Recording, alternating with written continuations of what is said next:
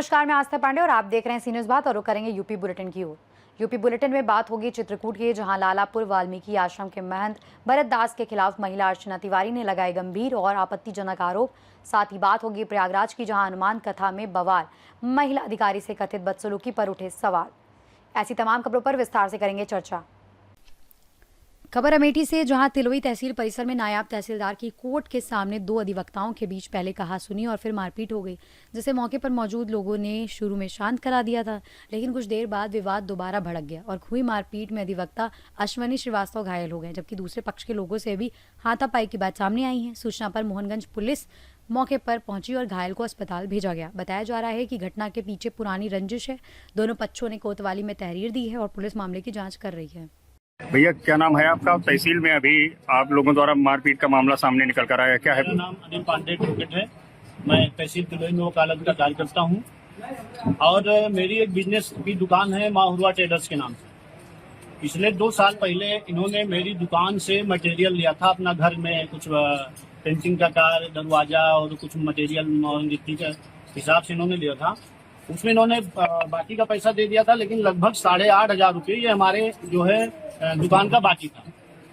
तो पिछले 3-4 महीनों से हमारा इनका जो है इसी बात को लेकर के, तगादे के बात को लेकर के, पैसा मांगने के नाम को लेकर के हमारा इनका बोलचाल पिछले 4 महीने से बंद था। अभी 1 हफ्ता पहले हमारे जो दुकान में मैनेजर रहता है, उसने इनको व्हाट्सएप मैसेज भेजा कि भाई साहब दुकान का बकाया है, इसको हमारा दे दीजिए। तो इन्होंने जो है उससे भी बदतमीजी किया और उसका नंबर ब्लैक लिस्ट में डाला और इधर उधर बयानबाजी करने लगे कि पैसा तो लिया है, नहीं देंगे, जो इनको करना है कर लो। उसी बात को ये ले करके आज इन्होंने मेरे भाई को नायब तहसीलदार चैम्बर के सामने देखा, बस उसी बात को लेके ये भड़क गए और गाली गलौज करते हुए उन्होंने मेरे भाई के साथ मारपीट की। मेरा छोटा भाई है, मुझसे 10 साल छोटा है, इससे उन्होंने मारपीट किया। और उसके बाद जब मुझे तहसील द्वारा, अपने मित्रों द्वारा मुझे पता चला, तो मैं यहीं वकालत के काम से सिंहपुर ब्लॉक में बैठा था। मैं वहां से सीधे तहसील पहुंचा और यहाँ हमने इनसे जब पूछा कि भाई क्यों आपने मारपीट किया मेरे भाई से, तो ये हमको भी गाली गलौज करने लगे और हमसे भी कहा कि दोनों भाई को निपटा देंगे। ये इतने बड़े दादा हैं, इन्होंने कहा कि दोनों भाई को गोली मार देंगे और जो करना तुम लोग कर लोगे और पैसा देंगे नहीं तुम्हारा जो है। इसी बात को लेकर हमारी इनकी कहासुनी हुई है और हाथापाई जरूर हुई है। इन्होंने हमको मारा, हमने इनको मारा, हाथापाई हमारी हुई, तहरीर उन्होंने दे दिया है, हम तहरीर देंगे थानेदार। क्या नाम है उनका जिनसे मारपीट हुई और आपके भाई? अश्वनी श्रीवास्तव, वो भी तहसील में वकालत करते हैं। और आपके भाई का नाम? मेरे भाई का नाम विवेक पांडे, वो भी तहसील में वकालत करते हैं। अमेठी से सी न्यूज़ संवाददाता शैलेंद्र प्रताप सिंह की रिपोर्ट। खबर चित्रकूट से, जहां लालापुर स्थित वाल्मीकि आश्रम के महंत भरत दास के खिलाफ एक महिला द्वारा गंभीर आरोप लगाए जाने के बाद मामला तूल पकड़ता हुआ नजर आ रहा है। महिला अर्चना तिवारी ने महंत पर निजी वीडियो वायरल करने का आरोप लगाते हुए कहा कि मोबाइल गुम होने के बाद ये घटना हुई और कई शिकायतों के बावजूद कार्यवाही नहीं की गई। अब वो मुख्यमंत्री से न्याय मांग कर रही हैं। वहीं जय बजरंग सेना की राष्ट्रीय प्रभारी अर्चना नितिन उपाध्याय ने भी प्रेस कॉन्फ्रेंस कर महंत पर अभद्र व्यवहार, मारपीट और अमर्यादित टिप्पणियों के आरोप लगाते हुए बड़ी कार्रवाई की मांग की है। उन्होंने चेतावनी दी कि यदि जल्द गिरफ्तारी नहीं हुई तो महिलाएं सड़कों पर उतरकर विरोध प्रदर्शन करेंगी और मुख्यमंत्री योगी आदित्यनाथ से मिलकर पूरे मामले को उठाया जाएगा। मामला बढ़ने के साथ प्रशासन पर निष्पक्ष जांच और कार्रवाई का दबाव भी बढ़ गया है।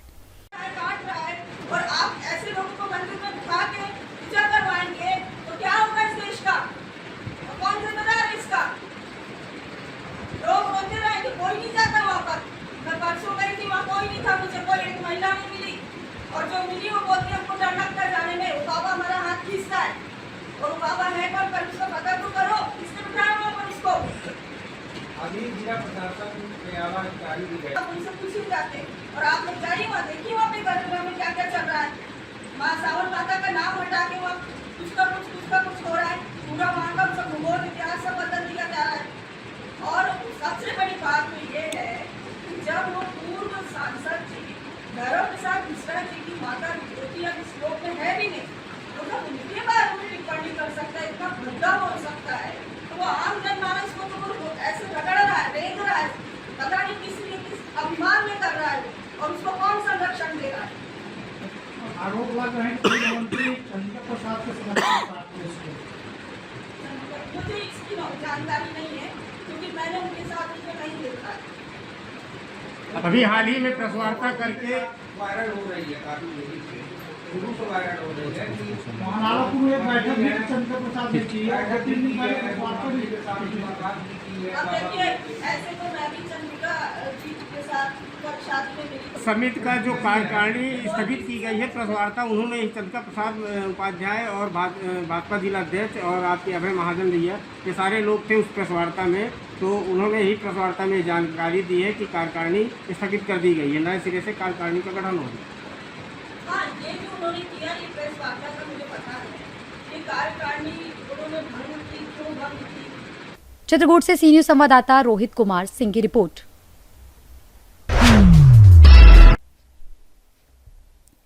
खबर देवरिया से है, जहां यूपी बोर्ड इंटरमीडिएट परीक्षा में महाराणा प्रताप इंटर कॉलेज कुर्मीपट्टी पत्थरदेवा की 3 छात्राओं काजल पाल, श्रुति यादव और शालिनी राव ने जिले की टॉप 10 सूची में स्थान बनाकर विद्यालय और क्षेत्र का मान बढ़ाया है। काजल पाल ने 91.6% अंक के साथ तीसरा, श्रुति यादव ने 91.2% के साथ पांचवा और शालिनी राव ने 89.4% अंक हासिल कर 9वां स्थान प्राप्त किया। काजल और श्रुति का सपना डॉक्टर बनकर समाज सेवा करना है, जबकि शालिनी राव IAS बनकर देश की सेवा करना चाहती हैं। खास बात यह है कि तीनों छात्राएं पहले भी हाई स्कूल में टॉप 10 में रह चुकी हैं। उनकी इस सफलता पर प्रधानाचार्य हरेंद्र सिंह, जिला पंचायत सुजीत प्रताप सिंह और प्रबंधक अजीत सिंह सहित पूरे विद्यालय परिवार ने फूलमाला पहनाकर और मिठाई खिलाकर सम्मानित किया तथा सफलता का श्रेय अभिभावकों और शिक्षकों को दिया। सर, आपके विद्यालय से बच्चे टॉप किए हैं, कैसा उत्साह है, कैसा लगा है? हाँ, हमारे विद्यालय में शिक्षक बंधु भी बढ़िया से पढ़ाई कराते हैं, पढ़ के आते हैं, पढ़ाते हैं।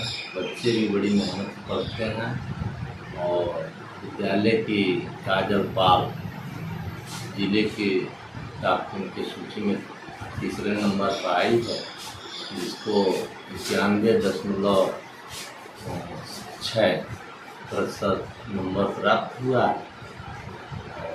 बहुत मेहनती लड़की है, ग्रामीण क्षेत्र किसान के घर की, मजदूर की घर की बेटी है। मैं इन सबके उज्जवल भविष्य की कामना करता हूँ। कहाँ पे है सर विद्यालय? Maharana Pratap inter college Kurmipatti Patthardeva. देवरिया से सी न्यूज संवाददाता रवि प्रकाश बादल की रिपोर्ट। खबर इटावा से है, जहां बसरेहट क्षेत्र के बुलाकीपुरा गांव में जयमाला की रस्म के बाद एक शादी समारोह विवाद में बदल गया, जब दुल्हन ने दूल्हा पक्ष पर गंभीर आरोप लगाए, जिसके बाद दोनों पक्षों में तीखी कहासुनी और हंगामा शुरू हो गया और मामला इतना ज्यादा बढ़ गया कि बारात बिना दुल्हन के ही वापस लौट गई। ग्रामीणों ने बीच बचाव की कोशिश की, लेकिन सहमति नहीं बन सकी, जबकि ये शादी गाँव वालों द्वारा आपसी सहयोग और चंदा इकट्ठा करके कराई गई थी, जिससे घटना और संवेदनशील हो गई और पूरे गाँव में मायूसी फैल गई। फिलहाल मामले की सूचना पुलिस को दे दी गई है और दुल्हन के आरोपों की जाँच की जा रही है। इटावा से सी न्यूज संवाददाता असित यादव की रिपोर्ट। खबर प्रयागराज से, जहां 23 अप्रैल 2026 को अरैल घाट पर डॉक्टर उदय प्रताप सिंह द्वारा आयोजित बाबा बागेश्वर धाम के हनुमान कथा में उस समय विवाद खड़ा हो गया, जब इलाहाबाद हाईकोर्ट में तैनात एक महिला समीक्षा अधिकारी के साथ आयोजक के निजी बाउंसरों ने कथित रूप से बदसलूकी की। प्रत्यक्षदर्शियों के अनुसार महिला अधिकारी कथा सुनने पहुंची थी, लेकिन गेट पर बाउंसरों ने उन्हें रोका, धक्का मुक्की की और विरोध करने पर अभद्र भाषा का इस्तेमाल भी किया, जबकि शिकायत करने पर भी डॉक्टर उदय प्रताप सिंह की ओर से संतोषजनक कार्यवाही नहीं हुई, जिसके बाद महिला अधिकारी ने पुलिस को सूचना दी। वही इस घटना के बाद श्रद्धालुओं ने आरोप लगाया कि VIP कल्चर के चलते आम लोगों और महिलाओं की सुरक्षा की अनदेखी की जा रही है और अब पूरे मामले में डॉक्टर उदय प्रताप सिंह की भूमिका व आयोजन व्यवस्था पर गंभीर सवाल खड़े हो गए हैं। प्रयागराज से सी न्यूज संवाददाता जाबिर की रिपोर्ट। खबर प्रयागराज से, जहां करेली क्षेत्र के चर्चित इरफान गद्दी हत्याकांड के मुख्य आरोपी और 25,000 रुपए के इनामी राशिद दुरानी को पुलिस ने गिरफ्तार कर बड़ी सफलता हासिल की है। घटना के बाद से फरार चल रहे राशिद दुरानी ने खुद को पकड़ से बचाने के लिए मोबाइल और सोशल मीडिया से दूरी बना ली थी। आपको बता दें, पुलिस के लिए चुनौती बढ़ गई थी, लेकिन पुलिस कमिश्नर योगेंद्र कुमार के निर्देश पर DCP सिटी मनीष कुमार शांडिल्य द्वारा कार्यवाही तेज करते हुए ये जिम्मेदारी थाना प्रभारी आशीष सिंह को सौंपी गई, जिनकी टीम ने सैदपुर इलाके के पास घेराबंदी कर देर रात उसे पकड़ लिया। पूछताछ में राशिद दुरानी ने अपने भाई आशिफ से जुड़े कई अहम खुलासे भी किए, जिनके आधार पर आगे की कार्रवाई अभी जारी है। प्रयागराज से सी न्यूज संवाददाता जाबिर की रिपोर्ट। फिलहाल इस बुलेटिन में बस इतना ही। बाकी देश और दुनिया की तमाम बड़ी खबरों के लिए बने रहिए सी न्यूज भारत के साथ।